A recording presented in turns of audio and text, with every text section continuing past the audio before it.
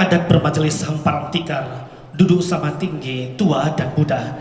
Mari bersama kita mendengar sambutan Ketum Kadin Indonesia. Bismillahirrahmanirrahim.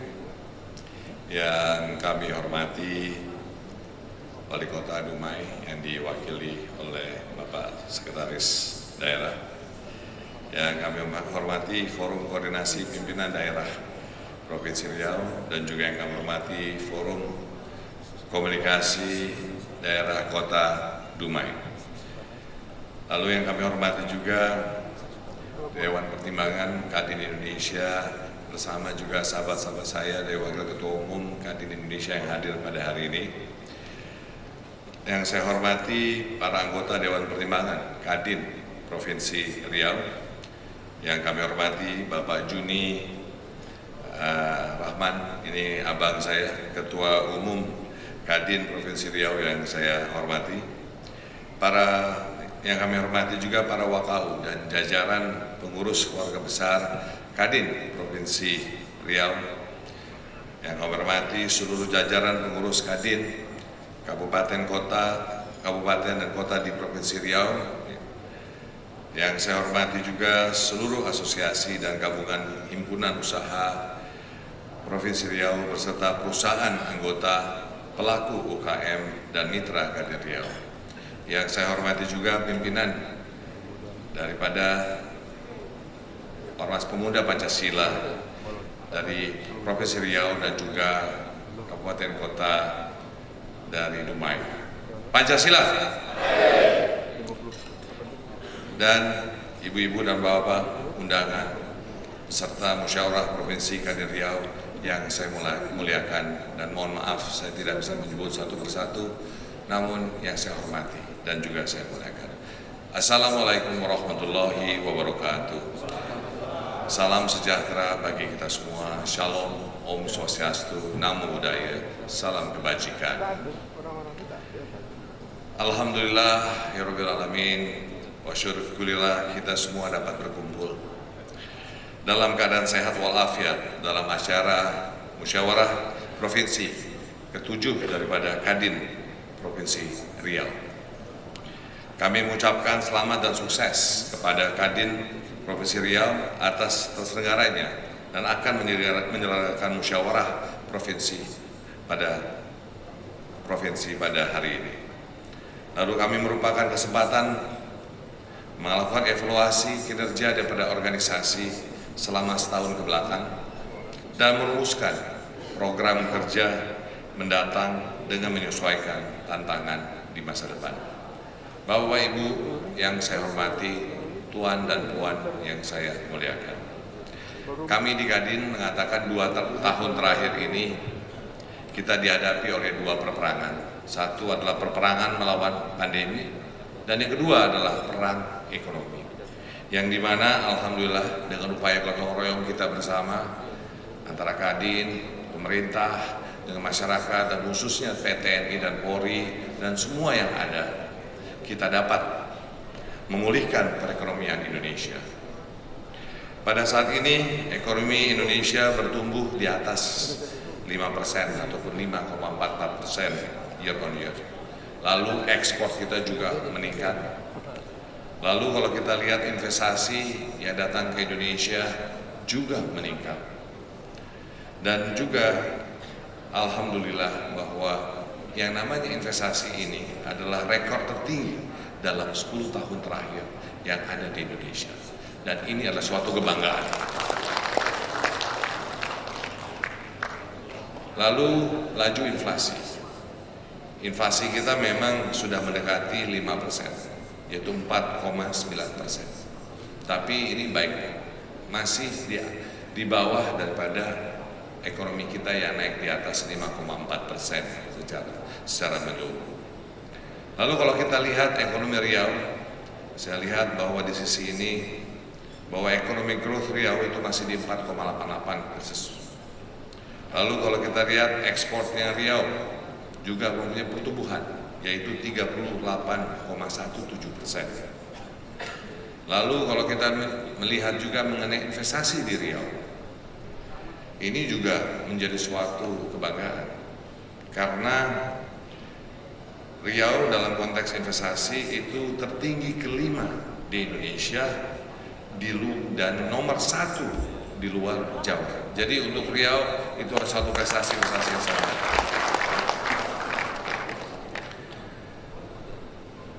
Tetapi belum sepenuhnya Indonesia ini pulih daripada yang namanya ekonomi ini. Nah, sebelum pulih ada lagi terjadi, bukan lagi pandemi, tetapi beberapa gejolak yang terjadi di dunia ini. 3 sumber permasalahan gejolak ekonomi global pada saat ini, Bapak Ibu sekalian. Pertama adalah perang Ukraina dan Rusia. Ini suatu konflik geopolitik yang dimana terjadilah suatu proses perubahan ekonomi dunia yang sangat drastis. Pertama, munculnya kelangkaan daripada pangan. Lalu sekarang ini juga kenaikan daripada harga pangan sendiri.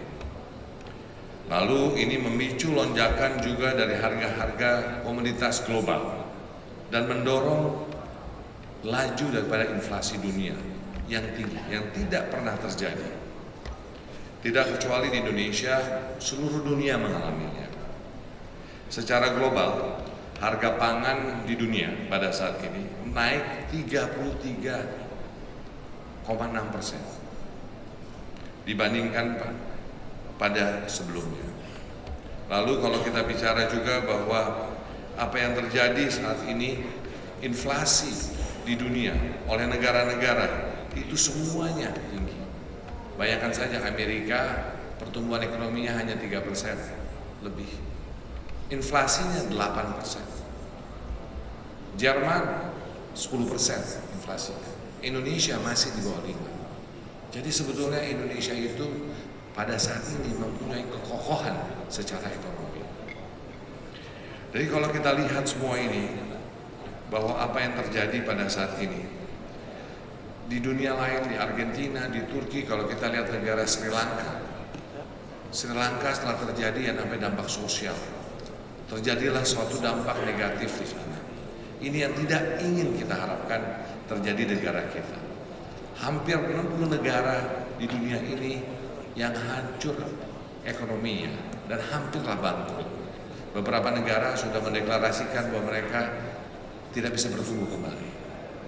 Ini adalah yang terjadi tanpa kita sadari dengan adanya pandemi ditambah dengan masalah geopolitik perang Ukraina dan Rusia. Dan ini membuat laju perekonomian dunia yang seperti saya katakan berpotensi menjadi, kalau bahasa kerennya, stagflasi. Intinya kalau semuanya berinflasi, terjadilah stagflasi di dunia ini. Nah, hal-hal ini yang menjadi tantangan kita bersama. Karena apa? Karena semua itu akan datang ke Indonesia. Di sisi ini kita harus bisa bertahan bersama-sama, harus bisa menghadapinya bersama-sama. Memang berat, namun kita harus berpikiran positif bahwa kita bisa. Pandemi aja secara gotong royong kita bisa, dan kita itu hebat. Di nomor 4 di dunia dari jumlah vaksin yang ada, bayangkan saja. Dan kita sukses sudah menjalankan yang pertama, yang kedua, dan yang ketiga sekarang. Nggak gampang, karena Indonesia itu adalah negara arsipelago yang penuh dengan pulau-pulau. Namun dengan demikian, sekali lagi bahwa kita harus bisa menghadapinya. Di sisi inilah panggilan untuk semua pengusaha. Karena seperti lagu Hamzah Kadin, pengusaha itu berjuang. Kalau ini perang ekonomi, kita harus bisa berdiri di depan. Dan inilah panggilan bagi kita untuk bisa bersama-sama. Bukan hanya pengusaha besar, pengusaha menengah, pengusaha kecil, pengusaha mikro dan juga ultra mikro. Karena Bapak Ibu sekalian, sesuai dengan Undang-Undang Kadin nomor 1. Jadi Kadin itu memiliki Undang-Undang nomor 1 1987 yang judulnya adalah Kamar Dagang dan Industri Indonesia. Di sisi itu dikatakan bahwa Kadin adalah satu-satunya organisasi yang diciptakan oleh undang-undang yang dimana semua perusahaan apa dimiliki oleh swasta, dimiliki oleh negara, dimiliki oleh koperasi, semuanya adalah bagian daripada Kadin. Perintah undang-undang. Perintah undang-undang mengatakan seluruh asosiasi yang dalam bidang ekonomi, perdagangan, industri, yang namanya investasi, berkaitan dengan ekonomi. Seluruh asosiasi itu adalah bagian daripada Kamar Dagang dan Industri Indonesia. Dan dengan demikian juga dikatakan dalam undang-undang itu bahwa Kadin harus bisa menciptakan lebih banyak pengusaha. Kadin harus bisa menciptakan untuk menaikkan kelas pengusaha supaya pengusaha kecil bisa menjadi pengusaha menengah, pengusaha menengah bisa menjadi pengusaha besar. Itu adalah amanat undang-undang yang diberikan kepada Kadin. Ibu dan Bapak sekalian, tuan dan puan, dalam menghadapi ini kita harus bisa bermitra dengan pemerintah, antara Kadin dengan pemerintah pusat, pemerintah provinsi, dan pemerintah kabupaten kota. Karena kita adalah mitra sejajar pemerintah yang harus berjuang dengan pemerintah dalam konteks ekonomi Indonesia. Dalam menghadapi tantangan global dan juga sekarang ini kita mempunyai visi negara, visi Indonesia Emas 2045, di mana Indonesia ingin menjadi nomor 4 ekonomi besar di dunia. Suatu cita-cita ambisius, tapi kalau kita gotong royong pasti kita bisa. Bukan hanya Indonesia nomor 4 ekonomi besar di dunia, dan tetapi yang paling penting adalah bahwa 1945 kita mendapatkan kemerdekaan. Namun kemerdekaan itu hanya untuk terjadinya NKRI. Namun masyarakat dan bangsa kita belum merdeka. Kenapa belum merdeka? Karena masih ada kemiskinan, karena belum ada kesejahteraan yang merata. Disinilah perjuangan kita bersama untuk memastikan bahwa pada 100 tahun Indonesia merdeka 2045 tidak ada lagi kemiskinan di Indonesia, dan itulah baru Indonesia, bangsa Indonesia merdeka. Bapak Ibu sekalian, untuk itu Kadin Indonesia mempunyai 4 pilar yang dimana kita ingin membangun Indonesia menuju Indonesia Emas 2045. Yaitu yang pertama, pilar adalah bagaimana kita memastikan kesehatan. Karena walaupun gimana pun kalau tidak ada sehat, kekhawatiran ada, tidak mungkin kita bisa berusaha. Jadi pilar pertama adalah kesehatan, dan di sisi lain untuk mengembangkan yang namanya industri kesehatan. Klinik-klinik, juru rawat, dokter, industri alat kesehatan. Jangan sampai kita tergantung dengan luar. Waktu kita mengingat kembali waktu pandemi awal-awal, yang namanya masker aja tidak ada. Bayangkan kalau negara itu tidak ingin memberikan masker pada Indonesia. Bayangkan kalau vaksin tidak bisa diberikan pada Indonesia. Jadi kita harus bisa memastikan kita membangun industri kesehatan agar supaya kita bisa sehat dan kita bisa mengantisipasi yang namanya pandemi di depan. Kita mengharapkan tidak ada pandemi, tapi kita harus siap. Kita tidak boleh tergantung dengan negara lain. Kita harus bisa. Yang kedua, memastikan bagaimana peningkatan ekonomi daerah untuk memperkuat ekonomi nasional. Karena bukan apa-apa, ekonomi nasional tidak akan kuat kalau ekonomi daerah yang tidak kuat. Yang kita pastikan adalah bagaimana membangun ekonomi daerah dari setiap provinsi, kabupaten, kota, dan semuanya. Dan memastikan juga penciptaan pengusaha-pengusaha daerah. Karena penting sekali, kita harus bisa menciptakan pengusaha-pengusaha daerah. Karena harus ada pemerataan. Pada saat ini tidak boleh hanya fokus terhadap ekonomi di Jawa. Harus bisa di luar Jawa. Dan dengan investasi yang ada, peningkatan investasi yang ada di Provinsi Riau, yang kita lihat dari data-data BKPM mengatakan bahwa sekarang ini investasi lebih banyak di luar Jawa, dan untuk supaya investasinya lebih baik lagi. Bapak Ibu sekalian, yang ketiga adalah bagaimana meningkatkan kewirausahaan dan juga yang namanya kompetensi. Di sisi ini adalah menciptakan lebih banyak wirausaha Indonesia. Kita juga harus bisa siap dengan menyiapkan yang namanya skill base, apapun vokasi. Karena disinilah Kadin juga diberikan tanggung jawab untuk membuat strategi vokasi Indonesia, bagian daripada pemerintah. Ini adalah tanggung jawab kita bersama, karena kedepannya skill Indonesia itu harus kita ciptakan bersamaan dengan revolusi industri yang ada. Karena kalau tidak, Tanpa kita menyiapkan namanya pendidikan dan vokasi, bukan terjadi namanya revolusi industri, tapi bisa terjadi revolusi sosial. Dan untuk itu kita harus pastikan kita bisa menyiapkan itu. Yang terakhir adalah penguatan internal organisasi dan regulasi. Karena kita mudah untuk melihat keluar, tapi kita harus melihat diri kita sendiri. Kita harus melihat Kadin sendiri. Kita harus menciptakan Kadin yang baik, yang lebih baik lagi, yang bagian dari bahwa Kadin itu rumahnya pengusaha besar, menengah, kecil, mikro sampai ultra mikro.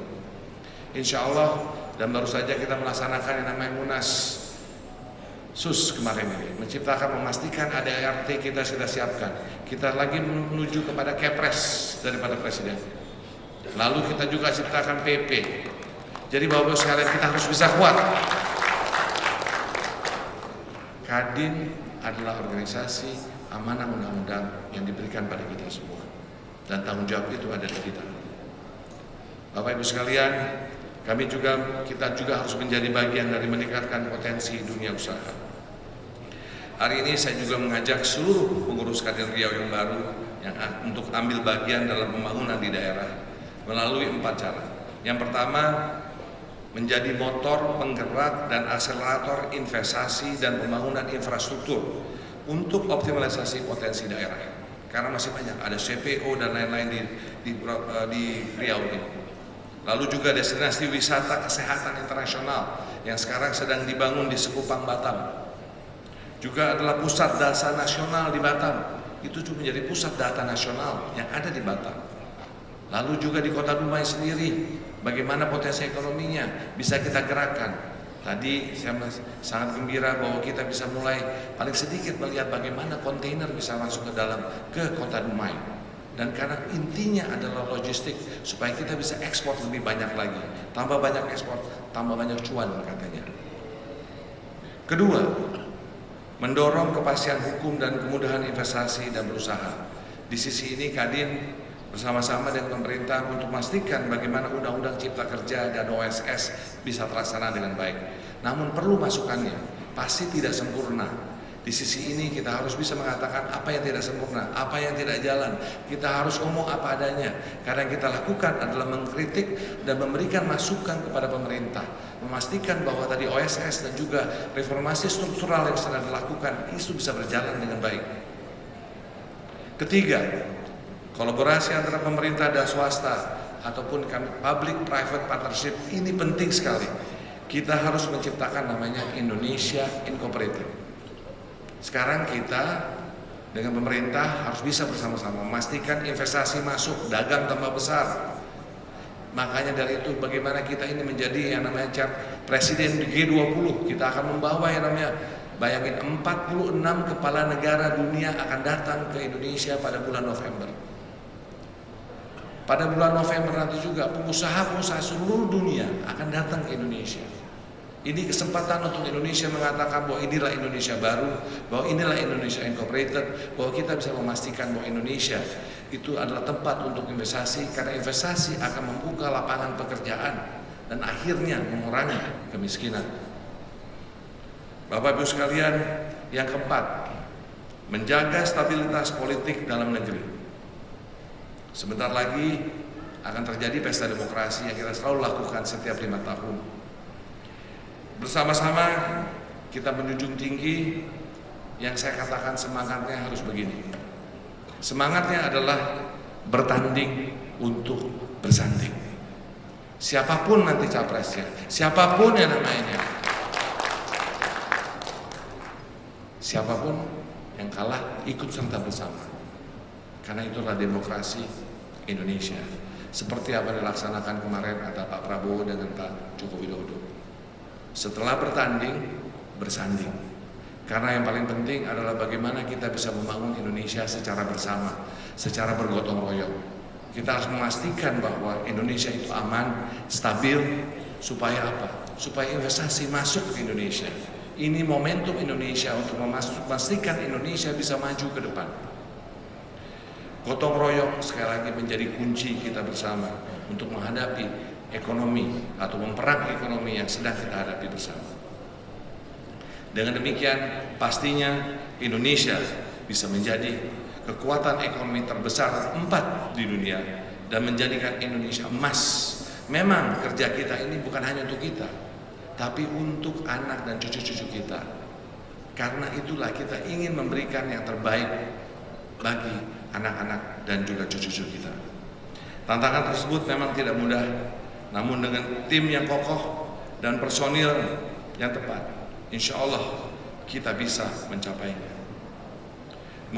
Saya ingin mengucapkan terima kasih dan juga penghargaan kepada jajaran pengurus Kadin Riau periode sebelumnya di bawah pimpinan abang saya, kando saya. Walaupun kalau secara keluarga mungkin posisi saya lebih tinggi dari Bang Juni, namun secara senioritas ini adalah senior saya. Bang Juni, Anda telah memberikan jasa dan dharma baktinya untuk kemajuan Provinsi Kadin Riau. Walaupun katanya beliau tidak aktif, tapi yang penting Kadin Riau-nya aktif. Saya juga mengucapkan selamat kepada yang namanya seluruh pengurus daripada Kadin Riau dalam pimpinan Bang Juni, dan juga berharap bahwa pengurus Kadin Riau 2021-2026 dapat menjadi tim yang kokoh, menjadikan Kadin Riau lebih tangguh, adaptif, dan responsif terhadap tantangan ekonomi, dan menjadi pijakan kuat seluruh pengusaha untuk menggerakkan roda ekonomi daerah dan memastikan Indonesia Emas 2045. Akhir kata, saya ucapkan selamat melaksanakan musyawarah provinsi ke-7 Kadin Riau tahun 2022. Terima kasih. Wassalamualaikum warahmatullahi wabarakatuh. Bersama ini sekalian kami juga ingin mengucapkan untuk membuka yang namanya musyawarah provinsi Riau yang ke-7 dengan kata-kata Bismillahirrahmanirrahim. Mungkin bisa sebelah sini Bapak seperti begitu ya. Baik. Iya. Siap. Iya. Oke. Baik, 3, 2, 1. Bismillahirrahmanirrahim. Kita berikan tepuk tangan yang meriah hadirin sekalian. Pembukaan musyawarah provinsi ke-7 Kadin Provinsi Riau tahun 2022 dalam tajuk memulihkan kesehatan dan membangkitkan ekonomi Riau melalui kerjasama pemangku kepentingan secara inklusif dan kolaboratif. Baik, akan dilanjutkan dengan penyerahan ucapan terima kasih plakat pada hari ini Bapak dan Ibu sekalian. Juni Ramal untuk menyerahkan kepada Ketua Umum Kadin Indonesia. Kami silakan. Kita berikan tepuk tangan hadirin sekalian. Ini adalah ucapan terima kasih tentunya telah berkunjung ke Provinsi Riau ini, telah membuka secara resmi musyawarah provinsi ke-7 Kadin Provinsi Riau. Baik, silakan. Dan selanjutnya Bapak Ibu yang kami hormati, pada kesempatan ini juga akan diserahkan ucapan terima kasih dari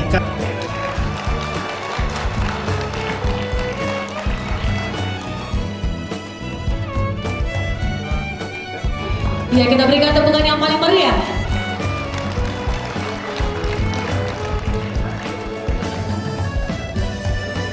Sebagai Wakil Gubernur dan Gubernur Riau Bapak Ibu sekalian, dan pada zamannya lah tol Pekanbaru Dumai itu yang bisa kita nikmati.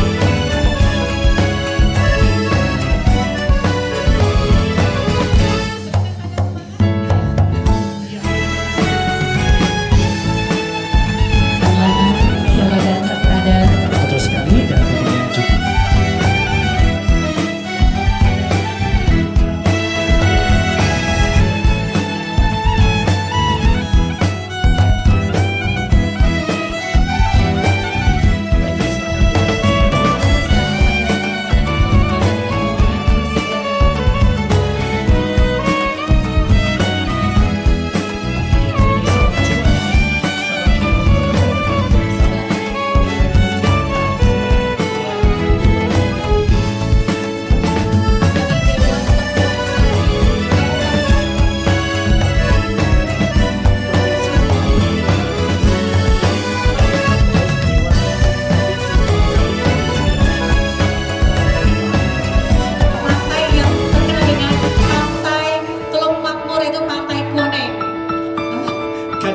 Kota Dumai juga ingin bergabung foto bersama namanya. Baik, ini spesial pada tuan rumah, pengurus Kadin Kota Dumai. Seluruh pengurus Kadin Kota Dumai untuk dapat bergabung. Baik, terima kasih pengurus provinsi. Kami silakan kembali ke tempat.